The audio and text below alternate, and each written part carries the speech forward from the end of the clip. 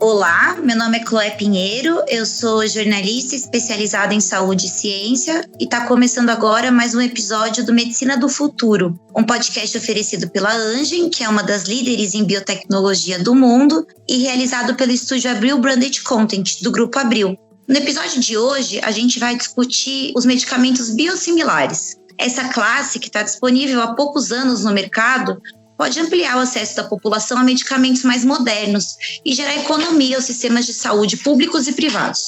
E para entender como tudo isso acontece, a gente vai contar com 2 convidados. No primeiro bloco, a doutora Alicia Mota, que é reumatologista, coordenadora da Comissão de Artrite Reumatoide da Sociedade Brasileira de Reumatologia e diretora científica da Sociedade de Reumatologia de Brasília, vai explicar o que são os biosimilares. E o doutor Stefano Stefani, que é oncologista, especialista em economia da saúde e presidente do capítulo Brasil da International Society of Pharmacoeconomics and Outcome Research, a ISPOR. A chegada dos medicamentos biológicos no mercado representou uma verdadeira revolução no tratamento de uma série de condições, como câncer e doenças autoimunes, para citar 2 exemplos. Só que eles têm um custo alto de produção e pesquisa, o que acaba dificultando um pouco o acesso a essa nova categoria. Para contornar o problema, há cerca de uma década, os governos começaram a regulamentar o uso de biosimilares. Funciona assim: com a quebra das patentes dos biológicos, é possível desenvolver moléculas com estruturas muito semelhantes a eles, sem diferenças na ação clínica das drogas. Para explicar o que é essa classe, eu estou aqui com a doutora Alicia Mota. Bem-vinda, doutora. Olá, Chloé. Olá a todos. Eu agradeço o convite e a oportunidade de participar dessa discussão e trazer esclarecimentos sobre esse assunto que é tão importante. Bacana, obrigada por ter aceitado o nosso convite. Então, doutora, primeiro eu gostaria que você me explicasse o que são os medicamentos biológicos e biosimilares, como eles funcionam e como eles evoluíram nos últimos anos. Bem, os medicamentos biológicos são moléculas complexas produzidas por uma célula.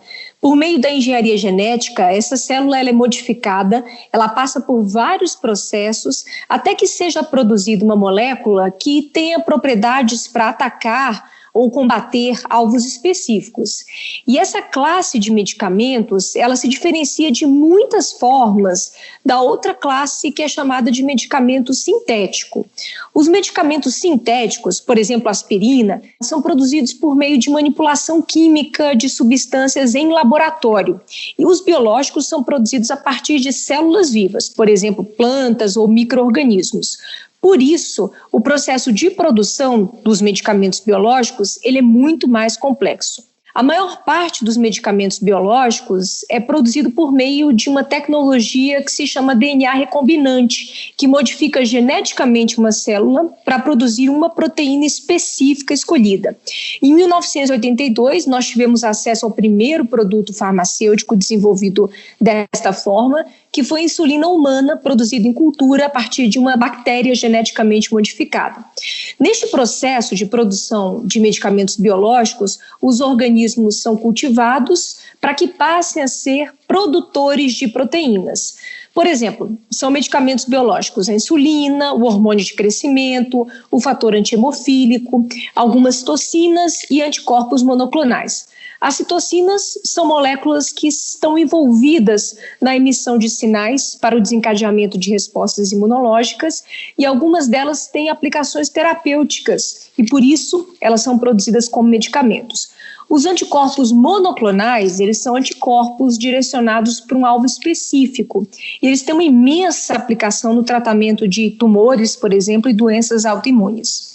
Por que é que os medicamentos biológicos revolucionaram o tratamento de várias doenças? Porque eles trouxeram oportunidades que nós não tínhamos anteriormente. Mas como eles são feitos com materiais biológicos, o desenvolvimento deles envolve tecnologias caras e complexas, bem mais caras e complexas do que os medicamentos sintéticos. Os biosimilares fazem parte dessa categoria de biológicos.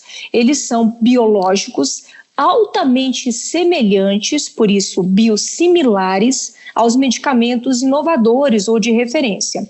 O medicamento biosimilar, ele é desenvolvido depois que a patente de um produto biológico expira.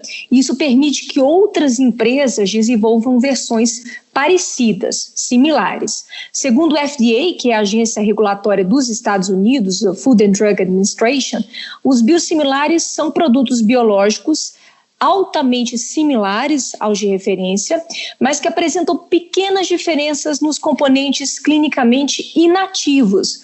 Mas vejam bem, para que eles sejam biosimilares, eles não podem ter diferenças significativas em termos de segurança, de pureza, de potência em relação ao medicamento referência. Ou seja, eles são semelhantes, mas eles não são idênticos. Então, nós não podemos comparar os biosimilares por exemplo, a biogenéricos, como nós dizemos com os sintéticos, porque eles são criados usando diferentes linhas celulares, diferentes sistemas de cultura, ou seja, não tem como um biosimilar ser 100% idêntico ao seu componente original. Entretanto, assim como acontece nos genéricos, o objetivo do biosimilar é reduzir o custo e aumentar o acesso a medicamentos biológicos para quem precisa deles. A partir do momento que a terapia perde a patente, outros laboratórios podem começar a produzir o medicamento biológico e isso facilita para o comprador, que pode ser o governo ou uma seguradora de saúde, por exemplo, que tem, portanto, melhores possibilidades de negociar. É por isso que a produção de medicamentos biosimilares é importante, porque é uma forma de ampliar o acesso à população a partir de um valor que pode ser mais em conta. Entrando agora sobre nas pesquisas para aprovação de um biológico e um biosimilar, tem estudos mostrando que tem uma diferença aí, né? Enquanto os biosimilares precisam de investimento maior nas fases iniciais, os biológicos precisam de mais investimento nas etapas finais das pesquisas. Por que essas diferenças? O que muda de um processo de aprovação e estudo para o outro, doutora? Esse é um assunto bem complexo. O processo de desenvolvimento de um medicamento biológico de referência, ou originador, ou o produto inovador, ele é bastante complexo. Em primeiro lugar, é realizada a recombinação do DNA, em seguida essa nova célula se replica e aí, sob intenso monitoramento, ela vai gerar células mestras que vão ser mantidas em um estoque permanente. Depois deste processo, são extraídos deste conjunto original os chamados bancos de células de trabalho. E esse material passa por um processo chamado de filtragem ou centrifugação para obter a proteína desejada, que depois vai ser purificada.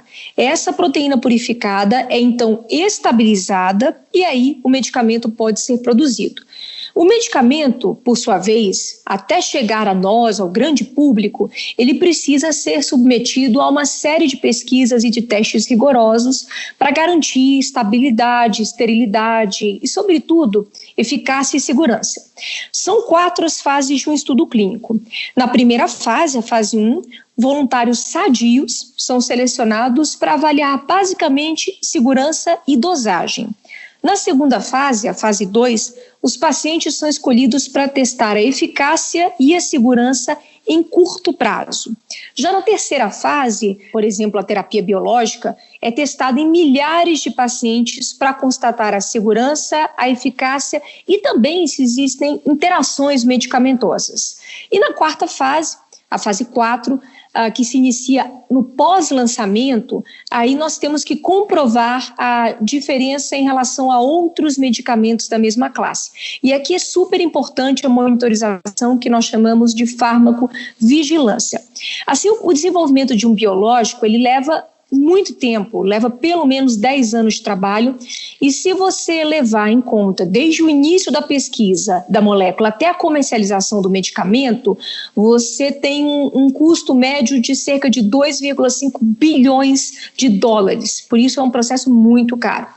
Já com relação aos estudos necessários para aprovar um biosimilar, a normatização do Brasil determina que é necessária a aprovação pela chamada via de desenvolvimento por comparabilidade. Essa é uma via regulatória na qual se utiliza esse exercício de comparabilidade, comparando em termos de qualidade, eficácia e segurança o produto biosimilar com o produto de referência, né, o comparador, que é o inovador. A normatização do Brasil ela está de acordo com a orientação da Organização Mundial da Saúde, a OMS. E a OMS estabelece que para a aprovação de biosimilares há a necessidade de uma avaliação de similaridade, de semelhança entre o candidato biosimilar e o produto de referência.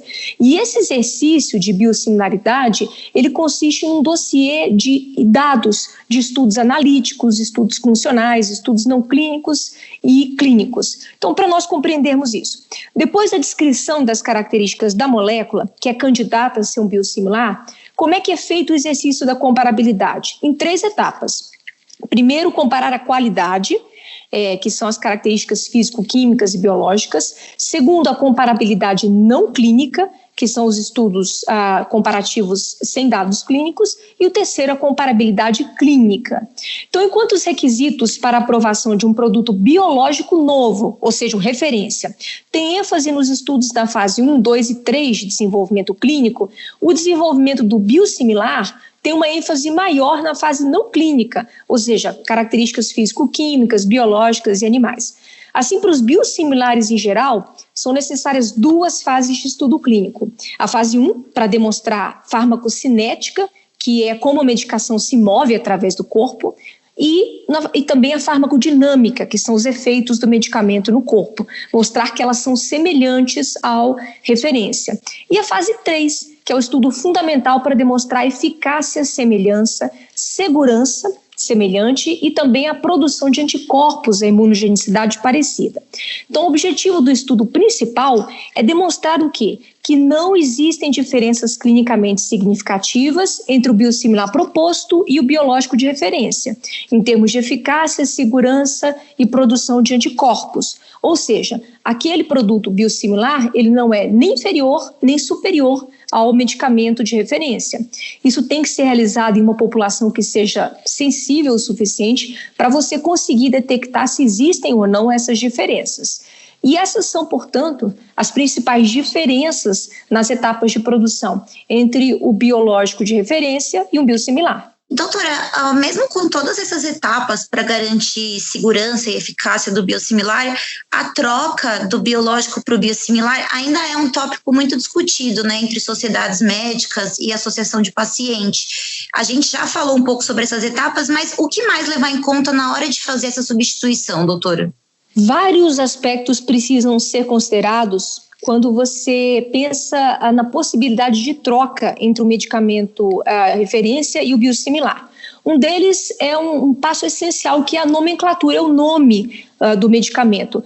Por quê? Porque há uma grande complexidade e um número crescente de biosimilares, e é uma dificuldade grande acompanhar e rastrear o uso destes produtos. E isso é essencial para a prescrição segura dessa medicação.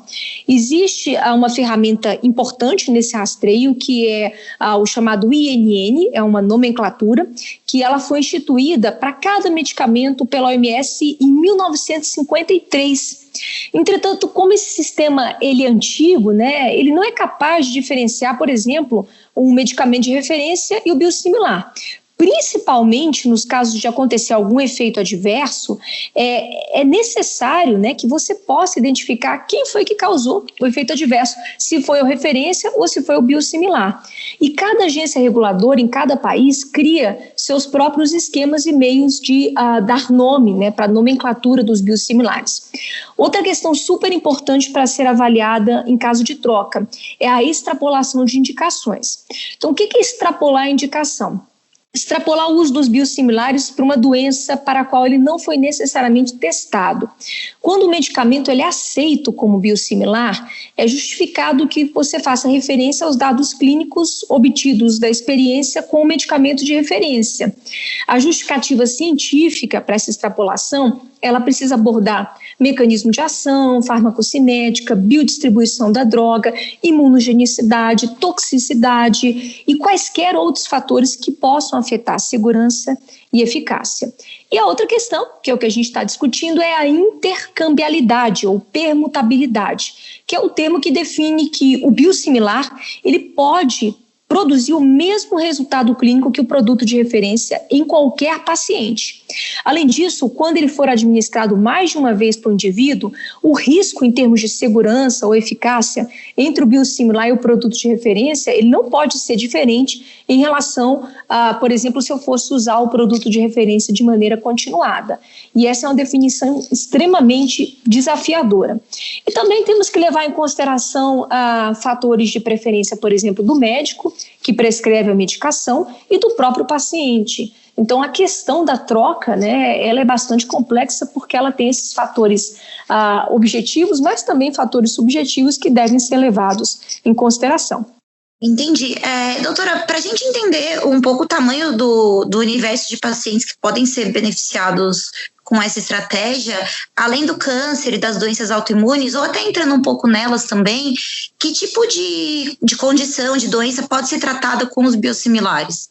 Bem, nós temos que nos lembrar que a partir da década de 1980, os medicamentos biológicos, eles vêm conquistando uma importância cada vez maior na área da saúde em todo o mundo, no Brasil e no restante do mundo. Quem é o universo de pacientes que pode se beneficiar de biosimilares? São todos aqueles indivíduos que podem ser tratados com terapias biológicas. Se houver biosimilares para aquele produto biológico, os pacientes que se beneficiariam do produto de referência podem se beneficiar de biosimilares. Então, aqui, nesse grupo de doenças, nós podemos incluir uma série de doenças crônicas, por exemplo, vários tipos de câncer, diabetes, né, no caso da insulina, distúrbios hormonais, no caso, por exemplo, da deficiência do hormônio de crescimento, mas também outras doenças. Aqui nós incluímos condições autoimunes e autoinflamatórias, nós incluímos artrite reumatoide, o lúpus eritematoso sistêmico, a espondilite anquilosante, a psoríase, a artrite psoriásica, a esclerose múltipla, a doença de Crohn, então uma série de condições. E há também condições agudas, como o infarto do miocárdio, e o derrame cerebral, que também poderiam se beneficiar em alguns cenários. Além disso, nós temos que lembrar que a redução do custo decorrente do uso de biosimilares pode permitir uma promessa de nós tratarmos mais amplamente doenças complexas e que não têm possibilidade de cura neste momento, mas que em um futuro próximo podem ter alguma terapia biológica disponível. E nesse caso, uma terapia biosimilar após a quebra de patente também poderia beneficiar esses pacientes.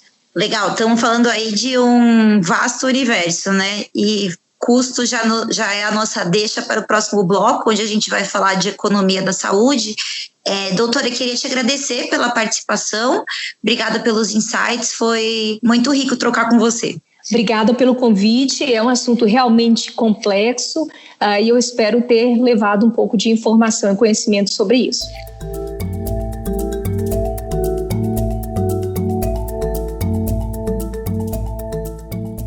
Agora a gente vai mudar o foco da conversa e falar de economia e sustentabilidade da rede de saúde.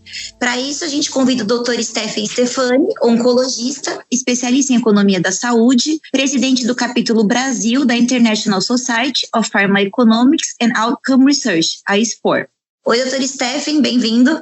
Olá, é um prazer falar sobre esse assunto, até porque é um assunto, como vocês bem sabem, extremamente importante, atual e conveniente para a gente, que está vivendo um momento de que recursos de saúde não podem, sob hipótese nenhuma, não serem bem usados, eles devem ser bem alocados. Com certeza, a pandemia só intensificou tensões que a gente já notava na área da saúde, né, doutor? Então, acho que mais do que nunca é hora de falar de economia, de acessibilidade e de como garantir assistência de qualidade para todo mundo, né? Então, quero começar justamente falando de economia de saúde. Por que é importante discutir uma melhor alocação de recursos, doutor? Bom, vamos lá. A primeira coisa que tem que ficar muito clara é que quando se fala em economia de saúde, não é economizar recursos com as pessoas, ao contrário, é identificar qual é o desfecho que eu estou buscando, portanto, o que eu quero oferecer de benefício em termos de saúde e usar o nosso recurso, que é finito, da maneira mais sábia para distribuir isso de uma forma adequada. Então, o primeiro conceito que eu gosto de chamar a atenção é o conceito da equidade. Vamos colocar no Brasil, tá? Nós gastamos mais ou menos 9,6% do nosso PIB em saúde. Vários países do mundo gastam mais ou menos 10%, 12%. Os Estados Unidos gastam 17% do PIB deles em saúde. Portanto, cada $1 a cada 5 são gastos em saúde, é muito dinheiro. E o PIB deles, evidentemente, é muito maior que o nosso. Bom, no Brasil, com esses 9,6, não seria tão ruim se não fosse mal distribuído. Nós temos 200 milhões de pessoas, mais ou menos, 210 milhões de pessoas no país. Imagina que só 20% tem acesso a um plano de saúde, certo? Em cada 5 brasileiros, mais ou menos, vai ter um plano de saúde. O resto todo, inclusive esses 20%, tem acesso ao sistema público. Só que a gente gasta mais da metade do PIB da saúde com esses 20%. Menos da metade com todo mundo, o resto. Ora, isso cria um ambiente muito desfavorável, onde a gente tem uma classificação, um brasileiro de primeira categoria e um de segunda categoria. É péssimo isso, não pode. Não deveria ter uma necessidade de eu perguntar para o paciente, quando vem na consulta, se ele tem um convênio ou não.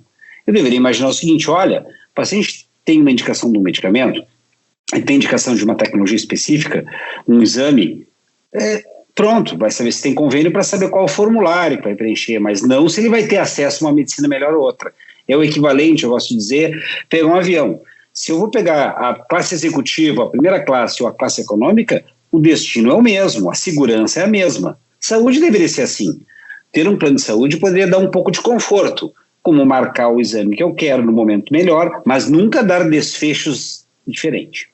Para isso, nós temos que garantir várias coisas. Para consertar esse problema grave, nós temos que garantir várias coisas. Uma delas é não desperdiçar.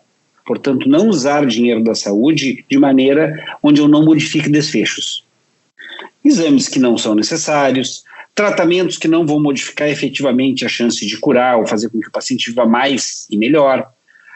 E, obviamente, garantir opções comercialmente mais interessantes para fazer uma coisa que eu gosto de bater muito forte na tecla, que é libertar o nosso orçamento para poder investir em inovação. Significa, se eu quero que a medicina vá melhorando e continue melhorando, como vem melhorando felizmente, eu não posso deixar de usar o dinheiro de uma maneira sábia.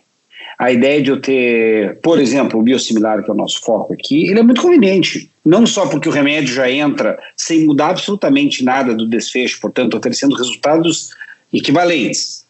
Ele vem melhor o preço por si só, mas ele movimenta o mercado. Ele faz com que a competição aumente, eu tenho mais de um fornecedor, isso garante que os preços fiquem mais controlados, entrem num nível um pouco mais aceitável e, de novo, com o mesmo recurso, eu trato mais gente, vou investir em inovação e ofereço melhor saúde para a população. Sim, eu ia agora mudar mesmo para os biosimilares, porque acredito que eles são uma maneira de trazer essa discussão da teoria para a prática, né, de economia na saúde.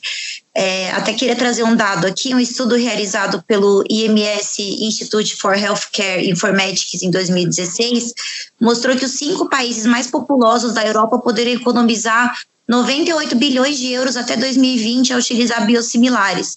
Aí gostaria, doutor, que você comentasse um pouco desse impacto no Sistema Nacional de Saúde, tanto na saúde pública quanto na rede privada. O que a adoção de uma estratégia do tipo poderia gerar de economia nesses dois contextos? A gente tem mais do que gerar economia, é gerar acesso.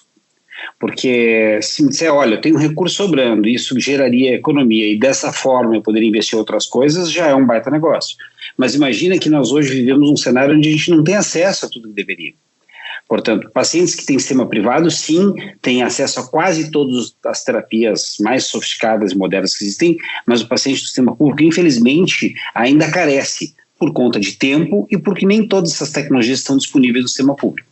Eles são muito imbricados, viu? A gente vive um cenário onde dentro desse modelo de mutualismo e ciências atuariais é muito danificado pelo fato de que as pessoas, elas, quando numa crise não conseguem mais pagar um plano de saúde, continua no plano de saúde geralmente quem precisa dele, quem vai usar mais.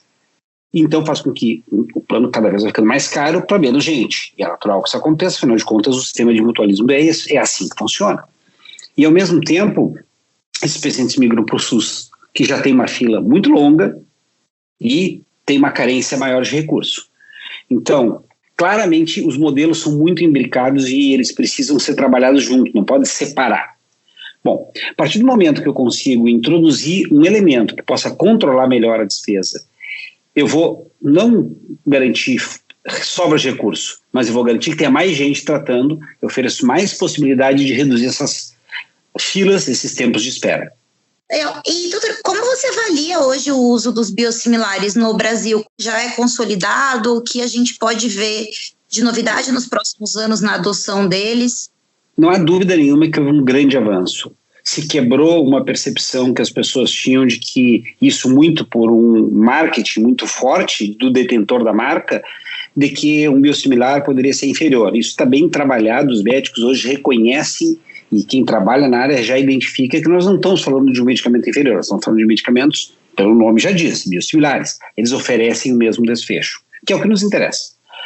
Também mostrou-se que a entrada do biosimilar ela não danifica o mercado no sentido de surgir efeitos colaterais que a gente não conhecia ou se perder o controle da segurança para os pacientes. A experiência europeia, por exemplo, que há anos já trabalha com isso, é muito sólida em dizer não há prejuízo para o paciente. Ótimo. Com isso nós temos novamente um elemento no mercado que vai viabilizar negociações mais interessantes e principalmente tentar fugir de um formato que é muito danoso para o sistema, que a gente chama do fee for service. O fee for service significa quanto mais uma instituição gasta, mais ela recebe. Um hospital, por exemplo, se o paciente internar e fizer uma cirurgia e tiver que voltar a fazer uma cirurgia e tiver uma complicação, fazer mais uma cirurgia, ficar mais tempo no UTI, é péssimo para o paciente. É muito ruim para o plano de saúde. Mas para a instituição que está prestando serviço é ótimo, porque eles acabam recebendo mais recurso. E esse modelo não estimula a eficiência. Então, mais importante do que eu ter um produto que oferece um preço mais interessante é a possibilidade de se abrir discussões para modelos diferentes de negócio, onde o fee for service seja substituído por formatos que prestigiem a competência, que prestigiem a eficiência e que claramente façam que a saúde passe a ter um valor e não um preço. E por último, queria voltar um pouco no que você falou no começo da nossa conversa sobre como adotar estratégias do tipo e realocar melhor recursos pode estimular a inovação, né? Até no próprio desenvolvimento de medicamentos. Como isso tem acontecido na prática e o que ainda pode melhorar para a gente ter mais inovação e como essa competitividade beneficia tudo isso também? Nós precisamos de inovação. A boa notícia é que na última década nós aprendemos em medicina muito mais provavelmente mais do que a soma da história da medicina até hoje. Portanto, nosso crescimento é bem exponencial, viu? Isso é uma boa notícia, claramente. Agora, não vem acompanhando com a mesma rapidez os modelos de negócio, os modelos de funcionamento econômico, os modelos de gestão que precisam também ser sofisticados para poder caber tudo. Para você ter uma ideia, um entrante no mercado, um medicamento novo hoje para tratar câncer, custa em média $10 mil por mês. Ora, não adianta ter convênio ou sistema público, isso é caro para qualquer sistema. E de uma forma ou de outra, isso acaba repercutindo no preço dos planos de saúde. Isso faz com que empresas que já estão muito combalidas aí com crises financeiras ou famílias que não aguentam pagar uma mensalidade, principalmente quando está mudando de faixa etária, não tenham acesso ao sistema privado, acabam usando o sistema público, que por sua vez também tem o dano de não ter todo o recurso necessário e vem com seus investimentos congelados. Bom, se eu puder de uma forma ou de outra diminuir desperdício e principalmente garantir novos modelos de negócio, eu tenho a possibilidade de acesso mais rápido. Drogas que talvez demorasse quase uma década, ou pelo menos meia década, para poder serem colocadas à disposição das pessoas, passam a ter mais rapidez. Isso vai dando espaço para eu já tentar pensar a próxima pergunta e a próxima resposta, no sentido de a medicina está sempre mudando. Quando eu consigo encerrar uma dificuldade, vão surgir outras, e nós temos que estar acostumados com isso. Isso não é um mau problema, isso é um bom problema para resolver. Como, por exemplo, a população vem envelhecendo, vem sobrevivendo, se curando de algumas doenças ou vivendo cronicamente com outras, e vão surgindo outras doenças, porque as pessoas, evidentemente, não são imortais. Isso cria a necessidade da gente ser muito criativo e garantir não só drogas, remédios, exames sofisticados, mas uma gestão muito melhor do que tem sido feita durante séculos. Muito bacana, doutor. Era isso. Queria agradecer sua participação. Obrigada por ter topado nosso convite também. É um prazer falar sobre um tema que para todos nós é importante, provoca as pessoas, e eu gosto de brincar. Gera plasticidade neuronal, obriga a gente a expandir o cérebro e pensar um pouco diferente do que faz todos os dias. Com certeza. Obrigada a todo mundo que ouviu a gente até aqui. Certamente a gente deve ver os biosimilares ganhando mercado nos próximos anos e talvez melhorando essas questões da economia dos sistemas de saúde. Obrigada a todos novamente e até o próximo episódio.